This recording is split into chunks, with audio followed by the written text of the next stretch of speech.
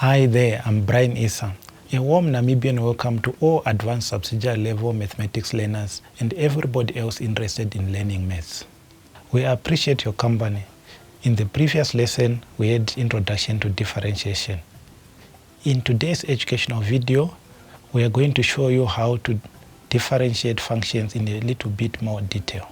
Our learning outcomes for this lesson are to help you identify when to use differentiation, to identify and apply the rules of differentiation, and to help you master the application of rules to use differentiation of functions. Let's get started.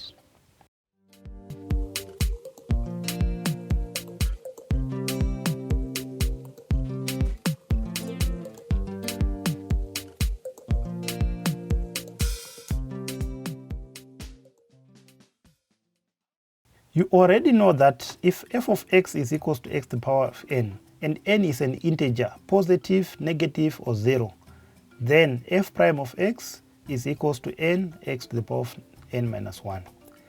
This rule also holds for fractions. Let's have a look at differentiation of functions when the exponent is negative or a fraction. We'll start by doing these three examples. Let's do example 1. Differentiate the following functions. The first one, f of x is equals to x to the power of 2 over 3.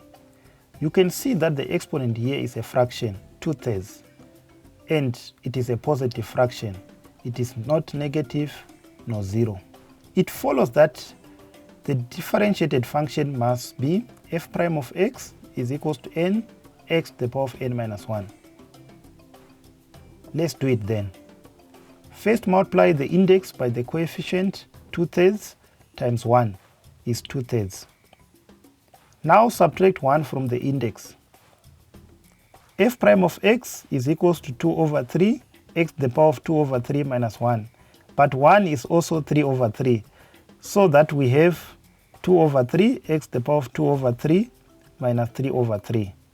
And you know that 2 over 3 minus 3 over 3 is negative 1 over 3. Even if it is an exponent, now your answer is 2 over 3 x to the power of negative 1 over 3.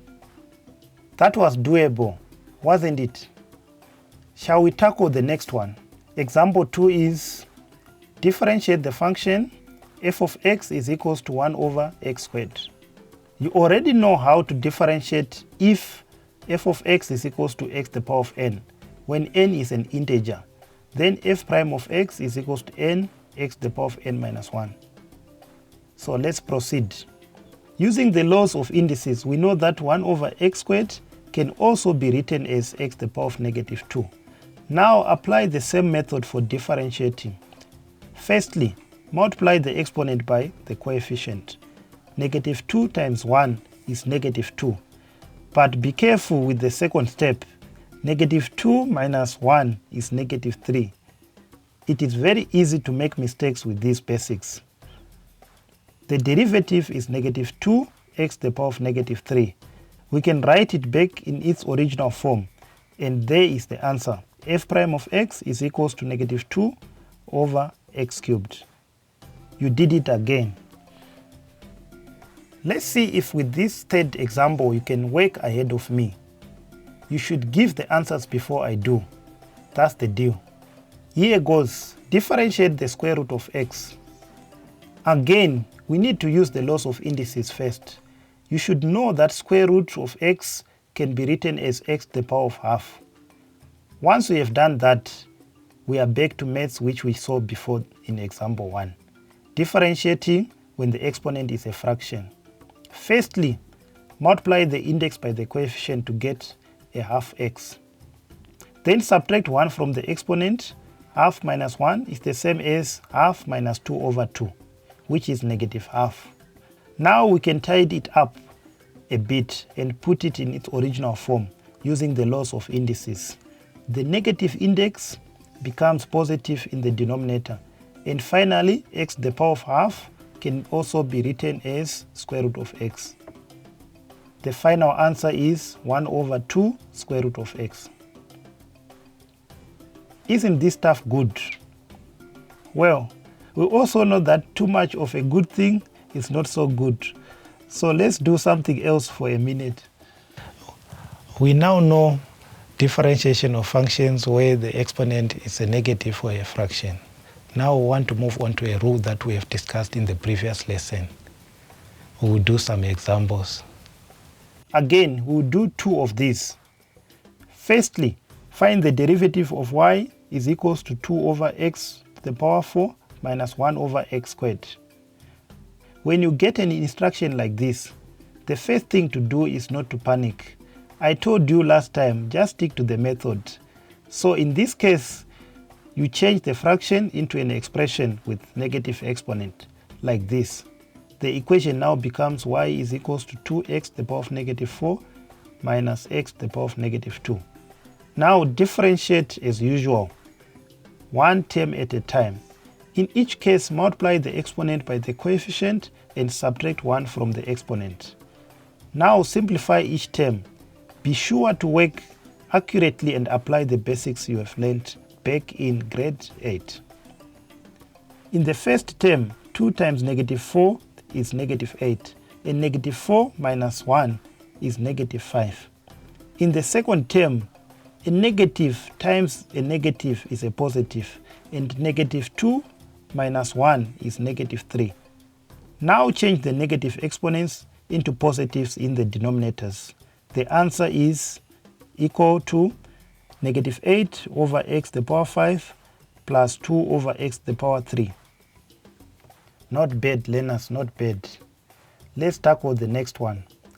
We have to find the derivative of y is equals to x to the power of negative 11 over 3 plus 3x squared plus 4x to the power half minus 5. I hope that the first thing you noticed when you looked at what is on the screen is that negative 5 at the end, which you know according to the rules of differentiation should become 0. Do you remember? Well done. Learners, please look again at what we have done. We have multiplied the coefficient by the original exponent and then subtract 1 from each exponent. And so the right hand side now becomes negative 11 over 3 x to the power of negative 11 over 3 minus 3 over 3 plus 6x to the power 1 plus 2x to the power of half minus 2 over 2. This is much easier to calculate. It is now equal to negative 11 over 3 x to the power of negative 14 over 3 plus 6x plus 2x to the power of negative half. And this is your answer for the derivative. It stays as an improper fraction with the numerator bigger than the denominator. Well done, learners. We have seen that differentiation when the exponent is negative for a fraction is done based on the same formula. If f of x is equals to x to the power of n, and n is an integer, either positive, negative, or 0, then f prime of x is equals to n x to the power of n minus 1. This rule also applies for fractions.